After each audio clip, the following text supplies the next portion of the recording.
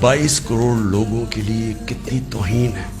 कि एक हुक्म दे रहा है 22 करोड़ लोगों के इलेक्टेड सरबराह को, पता नहीं वो किसको हुक्म दे रहा है, क्योंकि मैं तो चीफ एग्जीक्यूटिव हूं, मुझे नहीं दे रहा, वो किसी को कह रहा है कि अगर ये आपका प्राइम मिनिस्टर बच जाता है तो आपको फेस करने पड़ेंगे कॉन्सिक्वेंसेस। और फिर कहता है कि अगर ये हट गया तो माफ कर देंगे हम आपको। मैं सिर्फ आपको ये कहना चाहता हूं कि मेरे पाकिस्तानियों, अगर हमने इस तरह ही जिंदगी गुजारनी है तो हम अपने आप से सवाल पूछें कि हम आजाद हुए क्यों थे? हम क्यों 23 मार्च को सेलिब्रेट करते हैं? हम क्यों जनाब 14 अगस्त को बड़ा जश्न बनाते हैं? अगर हमने इसी तरह रहना है कि बाहर से हुक्म आ रहा है कि जी आपने अगर इसको ना हटाया, और फिर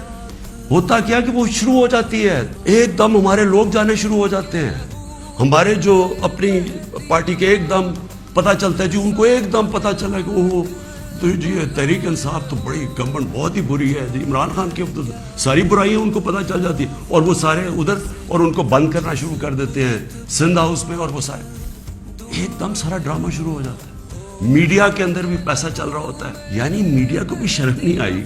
कि एक लोग पार्टी के टिकट पे इलेक्ट होके दूसरी पार्टी में जा रहे हैं, सबको पता है पैसे ले, वो भी उसकी सपोर्ट कर रहा है, बड़ा जश्न बनाया जा रहा है जी, ओहो गवर्नमेंट गिर रही है,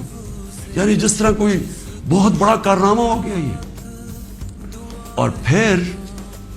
हमें आहिस्ता आहिस्ता चीजें पता चलना शुरू होती है। पता ये चलता है कि इनके डिप्लोमेट्स, अमेरिका के डिप्लोमेट्स हमारे लोगों से मिल रहे हैं। चंद महीने पहले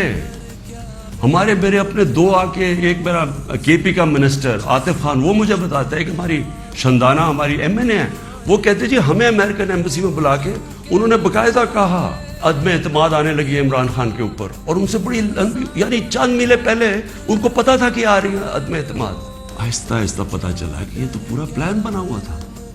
तो ये पूरी स्क्रिप्ट चल रही थी। जरूरी है हम सब के लिए फैसला करना कि हम क्या चाहते हैं।